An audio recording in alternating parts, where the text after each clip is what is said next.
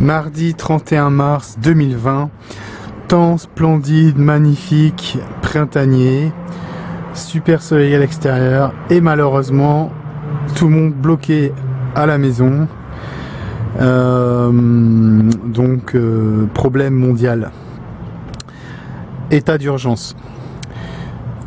J'ai appris que des anges de la destruction, l'ange de la destruction était positionné au large du Portugal. Je crois que ce sont les îles des Açores au Portugal.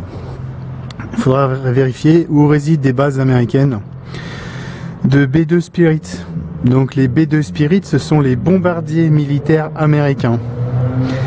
B-2, ça rappelle l'appellation B-52, je crois. Donc les bombardiers nucléaires qui ont largué les bombes à Hiroshima et Nagasaki. Le nom de code était Enola Gay, comme Yahvé God Alone. Enola Gay, qui a lâché la bombe sur Hiroshima ou Nagasaki. C'est un B-52 de l'armée américaine en 1945 certainement, donc de couleur gris métallique argenté, au musée des arts militaires américains. Et ils ont balourdé donc une bombe nucléaire, et donc le nom de code de Enola Gay, comme G-A-Y, c'est à l'envers Yahvé God Enola Alone. Vous pigez un peu le truc? Voilà, et on a donc des B-2, donc nouvelle génération, c'est-à-dire 70 ans plus tard. On a les avions furtifs, c'est-à-dire qui passent en dessous de la reconnaissance des radars. Donc des avions furtifs qui s'appellent B-2 Spirit. Vous pouvez aller voir sur internet quelle gueule ça a. C'est une forme triangulaire, c'est une seule aile triangulaire, comme un triangle, un triangle rectangle. C'est très très beau à voir, c'est magnifique. Et la puissance de destruction de la bombe du B-2 Spirit, c'est 1200 fois Hiroshima ou Nagasaki. Je sais pas si c'est des bombes H, bombes A, enfin on n'en sait plus, on n'en sait rien. Ce qu'il faut savoir, c'est que quand on a été libéré le 6 juin, donc 6-6 à 6h15 du matin 1944, débarquement de Normandie, 666, donc il faut savoir qu'il y avait une politique de terreur qui était menée sur le sol européen. Et oui les amis, parce que la France n'était pas pro-Angleterre, elle n'était pas pro-États-Unis.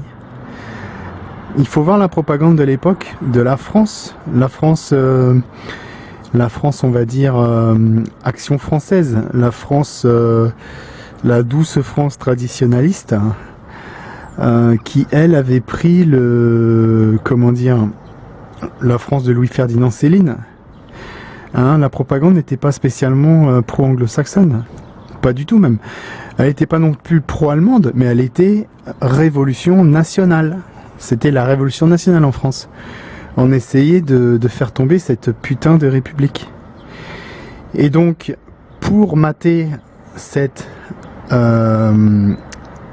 poussée identitaire européenne en plein dans l'âme même donc des Français de souche, de la France traditionnaliste qui baise la République, les anglo-saxons, qui sont dirigés par une mafia internationale qu'on va citer sous l'appellation Apocalypse 3 verset 9 ou Apocalypse 2 verset 9, vous irez chercher par vous-même.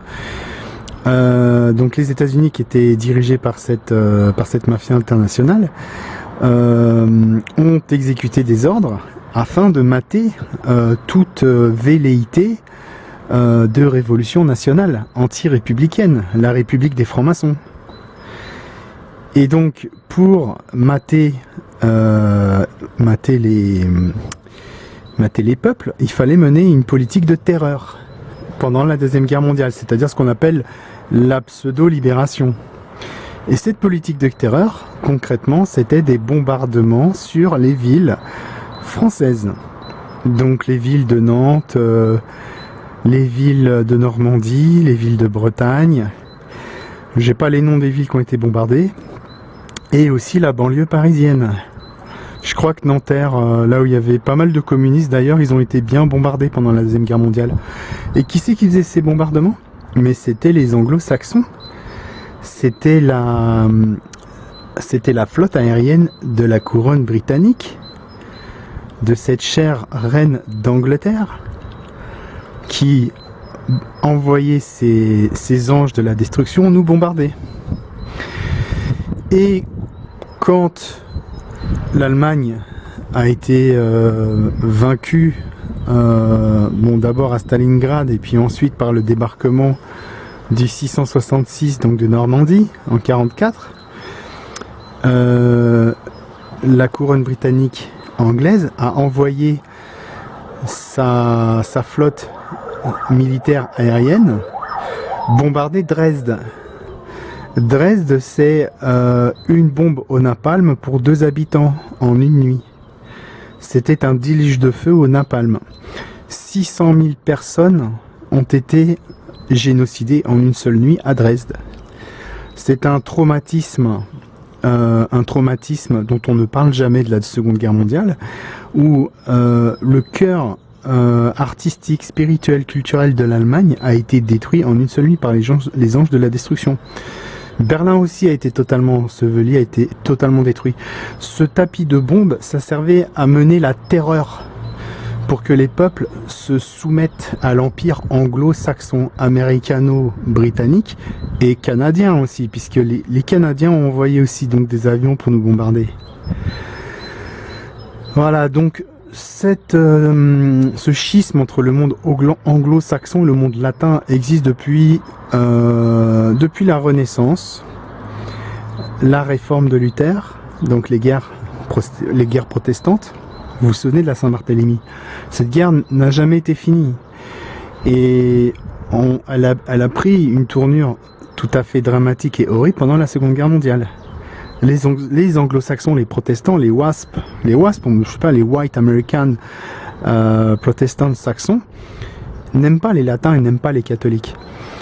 Et si le roi de France, Louis XVI, a été guillotiné, c'est parce qu'il y avait des loges maçonniques en Angleterre, et que la France, au XVIIe siècle, était la rivale de l'Angleterre concernant le Nouveau Monde. Il y avait une rivalité entre la France catholique et la fausse royauté, cour royale anglaise, concernant donc les États-Unis, donc les colonies américaines, nord-américaines. Et le complot, en fait, c'était de détruire l'Église catholique. Et pour ça, il fallait détruire la dynastie des Bourbons. Et pour détruire pourquoi détruire donc la dynastie des Bourbons? Parce que l'Angleterre était souveraine sur les mers et la France, sous Louis XIV, avait amorcé une politique de force navale militaire maritime qui était la seule en Europe qui pouvait rivaliser avec l'Angleterre. Et l'Angleterre avait très peur que le monde ne devienne pas anglo-saxon mais latin et catholique. Donc ils ont fait ce complot franc-maçon pour guillotiner le roi, donc Louis XVI. Tout n'est que complot. Marie-Antoinette, l'affaire des diamants, Voltaire qui était un agent de l'Angleterre, Voltaire qui est allé en Angleterre pendant 2 ans dans les loges et qui avait un code secret qui s'appelait tuer l'infâme. L'infâme, c'était l'Église catholique. Voltaire est un traître, je sais même pas s'il était français mais c'est un traître. Voilà, donc ils ont créé un mode de pensée rationaliste, naturaliste, contraire à la révélation divine, pour faire naître une idole qui s'appelle la raison et une croyance qui s'appelle le progrès.